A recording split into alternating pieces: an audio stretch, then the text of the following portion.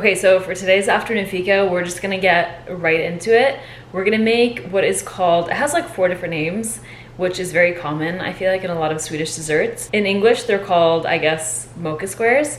In Swedish, they're called rleksmums, mockarutor, snoddas, and then I think maybe there's a 4th name, but I can't remember. But it's one of my favorite Swedish desserts, and I feel like I say this for like every single thing I bake, but this truly is one of them. And it's also one of these desserts that my grandma, I feel like, used to always bake for us. She would bake them and then keep them in the freezer in these cute little cookie containers, and then when we would come over, she would thaw them and put them out for fika, and they always just tasted so good no matter when she made them, as long as she kept them in the freezer. And it's also a super simple recipe, so it's essentially like a chocolate snacking cake or like a chocolate sheet cake. So it starts off with this like really yummy kind of like chocolate sheet cake, obviously, and then on top there is a super simple mocha icing that we make on the stove, so you don't have to use an electric mixer or anything for the icing, and or like any additional bowl besides the saucepan. And then you cover the whole thing with unsweetened coconut. It has to be unsweetened though, because first of all, I really hate sweetened coconut. I just think it's like too sweet, and also in Sweden you use unsweetened, so that's what I'm gonna use. And it just, I feel like it's a little more crunchy, if that makes sense, and it just tastes a little bit more coconutty rather than the sweetened coconut, which I feel like often can kind of taste a little bit artificial. And also the rest of the cake is pretty sweet, so I don't feel like we need to add, like, if we added sweetened coconut on top, it would just be too sweet. And originally the recipe is actually not super chocolatey, or at least the cake part is, but I like a really chocolatey chocolate sheet cake, so I added a little bit more cocoa powder to mine. And then also, usually, I wouldn't say they're thick, usually they're kind of on the thinner side, but I think these ones that I'm making are a little bit thinner. I prefer, rather than like a really thick one, I like a thinner and then kind of wide one. You could also double the recipe and then bake it in a larger cake pan than what I'm using. And also, personally, as much as I love my grandma's version and I love the classic Swedish version, I do find them to be a bit dry sometimes, which usually they use butter, and instead I'm gonna use oil just to make it like super extra moist. So I just spent some time writing down the recipe. I have it on my computer already because I've been trying to write down the recipe as soon as I finish testing it, because otherwise I find that even if I think I'm gonna remember, I will go off and do something else for a few days, and then I'll come back to it and I will kind of have forgotten exactly what I did. So I wrote it down and then I transferred it onto here so that I can have it when we bake. And I'm preheating the oven right now to 350 degrees. And now I'm just gonna get all my ingredients and then we'll start baking. This is my junk cabinet, I guess. This is where I keep all my bowls, and then I have some random ingredients down here because they don't fit in my other cabinet. So I have some just plain vegetable oil. We're only gonna use 1 egg. Usually for this recipe, I would use regular milk, but I don't have any, so I'm just using half and half. And then some vanilla, and then just need some flour and sugar. So in the more traditional Swedish recipes, you actually use a handheld electric mixer or a stand mixer, whatever it is you have, to beat the sugar and eggs together. And usually I actually don't mind taking out my electric mixer, especially because I have my stand mixer out on the counter. But it is really nice when you have a recipe where you can just make it with a whisk or like a spatula. So I developed this recipe, or my version, I guess, not like with the idea that you don't have to use an electric mixer, or actually that you shouldn't. So I literally just make it with a spatula, and I just keep it super simple. I'm running so low on sugar. I have to start getting the really big bags from Costco because I go through sugar so fast, especially these smaller bags. So I'm gonna start out with a bit of sugar. Hopefully I have enough. Oh, I have like barely enough. And then I'm gonna do 1 egg, just right in there. I am using a whisk, but you definitely can just use a spatula. So I'm just gonna mix the egg and sugar together. And actually that's not necessarily enough liquid, I kind of forgot. So I'm gonna add the oil right away as well. Also, I didn't post a video or a recipe last week just because oh wait, I have to measure this out really quick. So yeah, so I didn't post a recipe or a video last week for this afternoon fika series. I kept meaning to film one, but the week just kind of got away from me. It was such a busy week, and the mistake that I've been making is that I don't really film ahead. So I will sometimes film like on a Thursday, edit it, and then post it on Sunday, which is not ideal because it's just pretty last minute. And then if I don't get it done by Thursday, then I only have Friday and Saturdays. I really try to, now that I'm freelance, I really try to leave my Saturdays open, because I was gonna actually film this past Saturday, but then I just started getting anxious and stressed out, and I was like, I don't want to film if I'm not really in the mood for it, so I'm just gonna wait and then try to get ahead. So my card ended up being full, so I had to pause and restart. That's why my camera angle is now probably a little different. But anyway, as I was saying, sometimes I try to push past the like stress and anxiety sometimes about like filming and getting as much content out there as possible. Now, especially that I'm freelance and I feel like there's that extra pressure. But if I am really not feeling it, then I have to just force myself to not do it, because otherwise, like, I'm not gonna be happy, and then the content's not even gonna, I feel like it's gonna show in the content. So with that said, I was like, okay, let me just put it off a few days, and I will take this week off, and then I'll try to get ahead. So what I'm gonna try to do is film this one, and then I'm gonna film another recipe tomorrow, so that way I'll be 2 weeks ahead, but we'll see. I'm also really good at being last minute and being like, and pushing things off, so, but that's my goal. So anyway, so now here we have just the sugar, oil, and egg.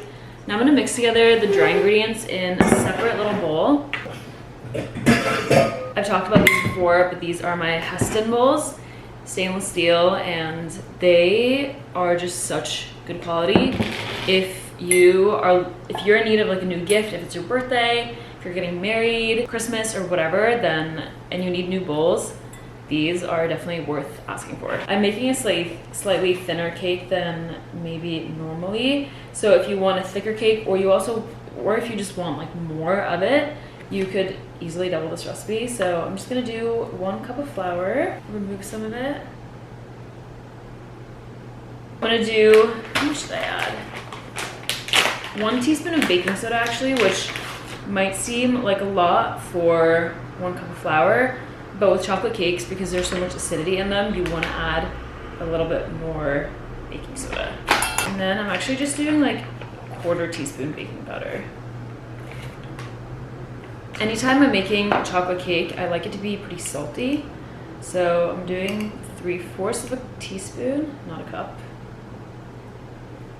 And in terms of cocoa, so I mentioned this at the beginning of the video, but normally rleksmums are slightly less chocolatey than this version. They're like light brown almost, but I feel like if you're making a chocolate cake, it should be rich and chocolatey and moist, I guess. So I'm gonna add a little bit more.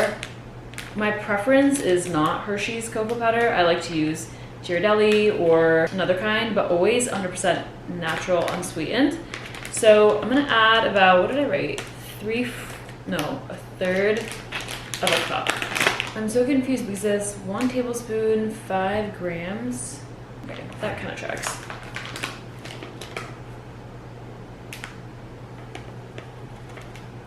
I'm just gonna give this a mix. I also need some hot coffee, which I forgot to put on earlier, so I'm gonna do a little more. This cabinet is also a mess. I just made coffee like an hour ago, and I don't know why I didn't think to make extra coffee, but I also feel like I did, but Lucas drinks an absurd amount of coffee in the morning, so I probably didn't realize I was trying to save it. Also, this Mocha Master is the best coffee machine there is, in my opinion. So while I wait for the coffee to brew, I'm gonna start adding the dry ingredients to the egg, sugar, and oil, and then we're also gonna add the milk, and then we'll add the coffee last. So as I was saying, normally you would want to use milk, but I'm using half enough because, okay, I only had 1/4 of a cup, so I'm gonna see what else I have in the fridge I can use. I actually don't have any half and half or milk left, so I'm gonna use oat milk, 1/3 and a tablespoon. Okay, that looks good. I personally really love using oat milk instead of milk sometimes. Obviously, if I have milk and I'm making something that really needs whole milk because of the protein and the structure and whatnot, then I'll use milk. But oftentimes oat milk is a pretty good substitute. Like I made rice pudding with it the other day and you honestly couldn't tell a difference. And I mean, sometimes if you're making it for like a pasta sauce, it can get kind of weird because I feel like it can get almost like curdly depending on how you're using it in your cooking. But in baking, usually as long as you have egg and or other forms of like protein and stuff in there, then dairy-free milk works really well. So I'm gonna alternate with the dry and the wet. So I'm gonna add half the dry and then go in with the milk, add the rest of the dry, the rest of the milk, and then the hot coffee. And also, if you don't have coffee, well, you kind of need coffee because you need it for the icing, but if you don't have enough, then you can just use hot water instead of hot coffee, as long as it's hot, because the hot liquid is gonna help to kind of like bloom the cocoa and deepen the chocolate flavor. But again, you don't have to use coffee for it. Okay, in with half of this. Oh, damn it, I accidentally added way too much. I was gonna try to show the mixing, but I don't think I can do it with just one hand. But actually, so the exciting kind of life update I have is that we finally found an apartment. I don't know if you've been following along on this apartment journey, but I think it's gonna be a really great place for us to live over the next few years. We technically weren't supposed to move until October or end of October. Yeah, end of October because October 1st, I think, because our lease doesn't end until then, but we found a place that we just couldn't say no to. And also, it's so hard to find a place in New York, and when you do, you have to decide within like a day. So when we found this place, we obviously couldn't have like weeks to think about it, and it has literally everything that we could want. In the bathroom, there's a linen closet, there's a backyard, which they're redoing really nicely. There is a second faucet for filtered water. There is tons of storage. There's like built-in cabinetry around the TV area. There's kind of like I want to call it kind of like an office, but essentially it's like a massive walk-in closet with a window because they put in these like built-in like wardrobes kind of things, and which is huge because the apartment we live in right now has zero storage. And also in the living room, they have this kind of like door that you pull up from the floor that leads into like a cellar where we can store our luggage, a cot, whatever. I mean, maybe not a cot because I think it's gonna get damp down there if it rains. It feels like a very normal apartment, which will be a huge change for us. And also we really wanted to live in like a new build feel, but I feel like a lot of the new builds coming up right now in New York, they all feel and look the exact same on the inside, and they don't have that like extra storage and those extra little kind of fun things that you get when you actually design a place by yourself. So I'm super excited. It has been a little bit stressful finding new people to take over our apartment, because if we didn't find someone to rent our place by September 1st, then we would have to pay double rent, which I have zero money right now, so that would be really hard. But luckily, we live in an amazing area, and it is a 2-bedroom, 2-bath, so I don't think it's gonna be that hard of a sell. They're definitely increasing the price a little bit too much, I think, which is also partially why we are moving out. I think we have a couple who are super interested, so crossing my fingers. Okay, I'm gonna pause my little story time and I'm gonna add the coffee. How much do I need? Okay, 1/4 of a cup.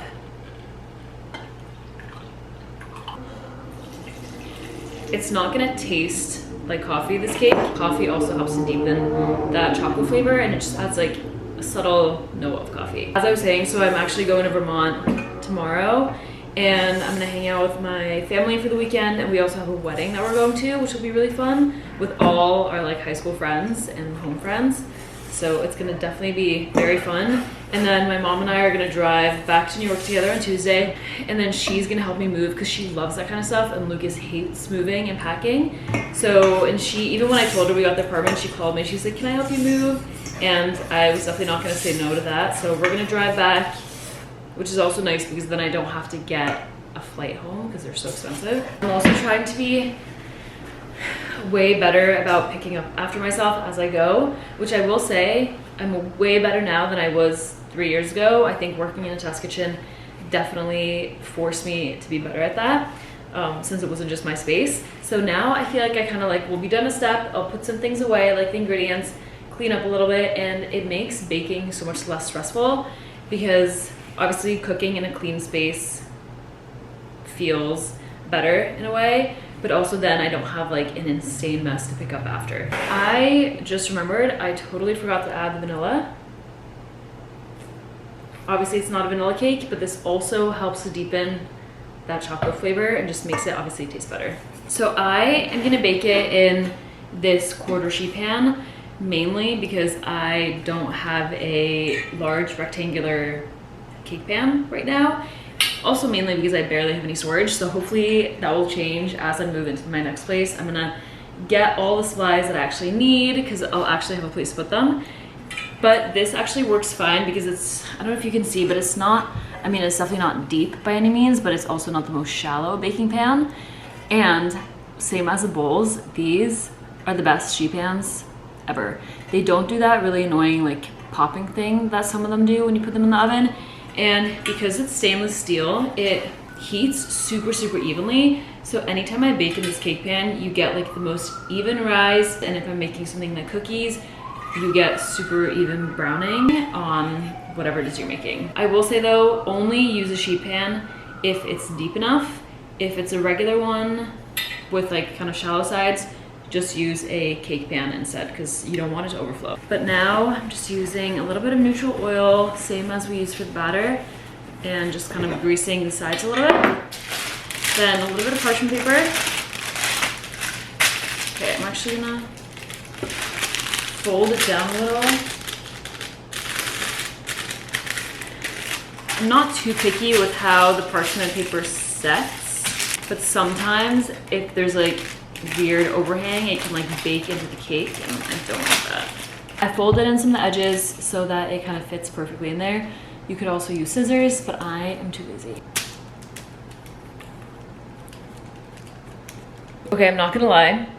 Last time I tested this recipe, I had a double version of this and I thought it was too thick, so I halved it and then I just balanced it out a little bit.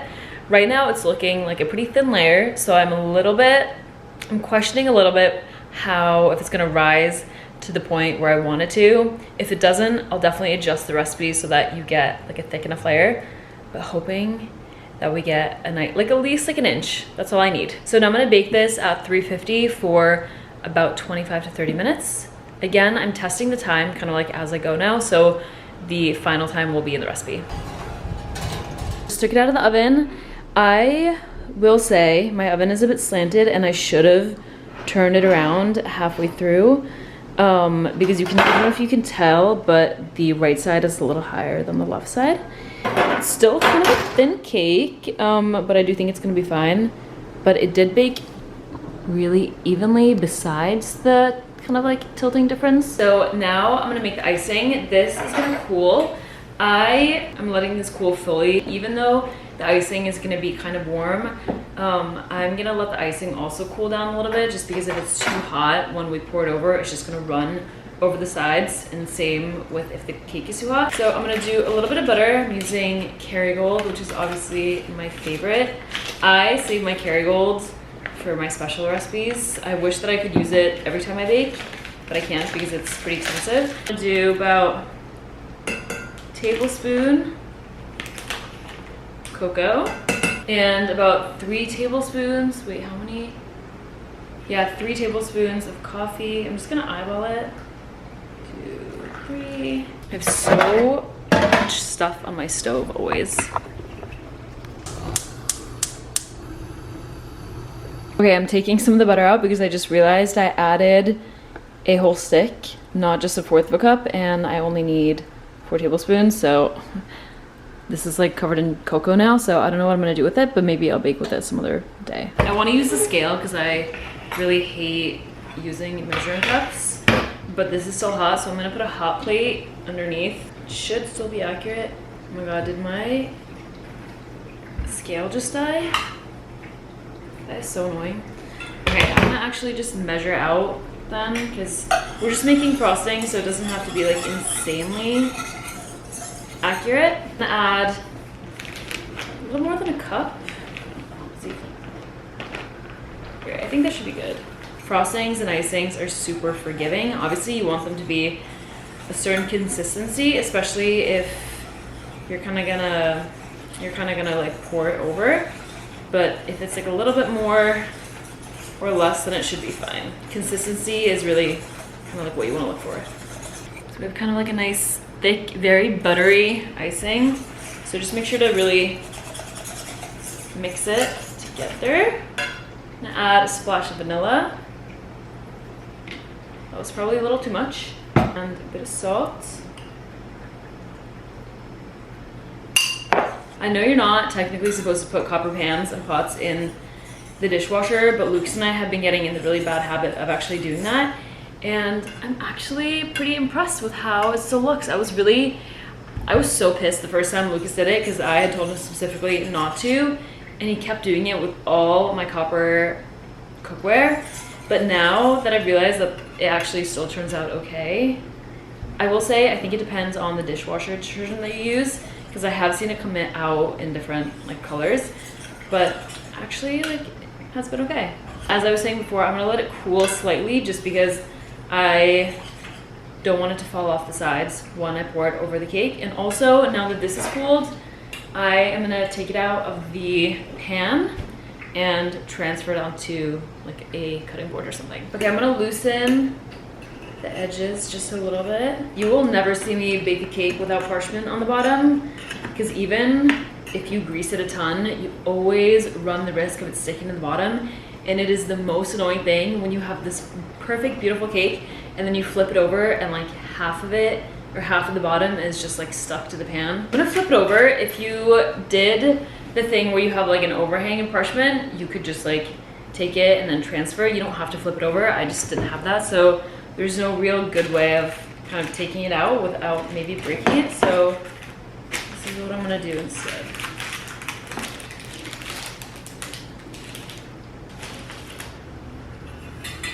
Gorgeous. This is always the most satisfying part. This is a super moist cake. I'm so excited. Nothing is worse than like a dry, non-moist cake. It's kind of thin, but honestly, I like it. It looks way thinner in the camera view than it does in person, but they're gonna be like decent size squares. I'm also gonna take my kitchen thermometer, it's clean, I promise, and poke little holes kind of all around so that the icing can kind of like seep in. I posted like my testing video on TikTok of it, and so many Swedes were like, you gotta poke a hole in it. And I used to do that, but also sometimes with icing, if you do that, you'll see that you have holes. But because we're covering the whole thing with coconut anyway, it kind of will disguise any potential visible holes. Just gonna do like a bunch kind of all over the place. You also can't really tell where I'm doing the holes because, especially since it's the bottom, it's already kind of like holy. And also give the icing a stir kind of now and then, because as it starts to cool, it's gonna kind of like get this little crust on top, so you can just mix it right back in. Look how glossy this is. I think it's actually the perfect consistency to pour it over the cake. So it should still be like slightly drizzleable, but it shouldn't be like crazy runny.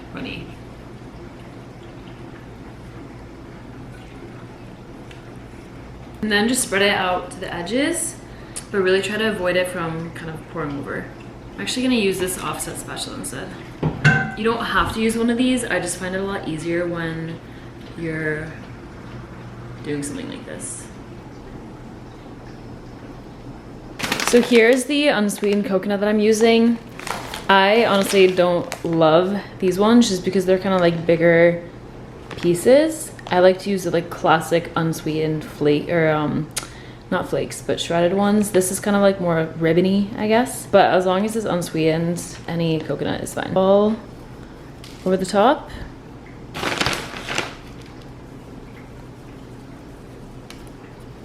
And I'm not really adding like a specific amount of coconut. I'm just adding enough to cover it completely.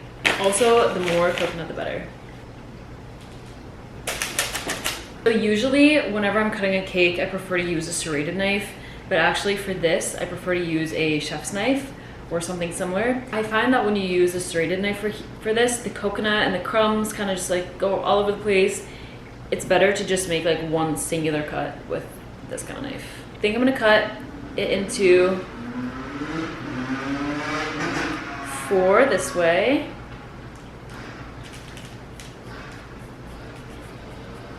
Also, you don't have to do this, but I always feel the need to like wipe my knife clean after, because I want the slices to be as clean as possible. It gives me so many memories of eating these in Sweden with my grandma, or honestly at school too. I decided what plate I wanted, but I feel like blue and white look really nice with chocolate. Look at this piece. I love an edge piece, but I think for the actually, you know what? I'm not gonna take a photo right now, so let's taste it first. That's so good. And I actually don't mind that it's thin, because it still feels like a pretty solid piece of cake, and I think it's better to have a thinner, wider piece than a thicker, smaller piece, because then I think the ratio of icing to actual cake is way better. So you can see a little bit better. The chocolate is so rich. Again, I really don't think it's too thin. My friend actually just texted me, said she's on her way to drop off somebody's passport that I'm gonna bring to Vermont, which is actually perfect because then I can send her home with some of this. But I'm gonna add the recipe in the description below. Super easy, really good, and also obviously very Swedish.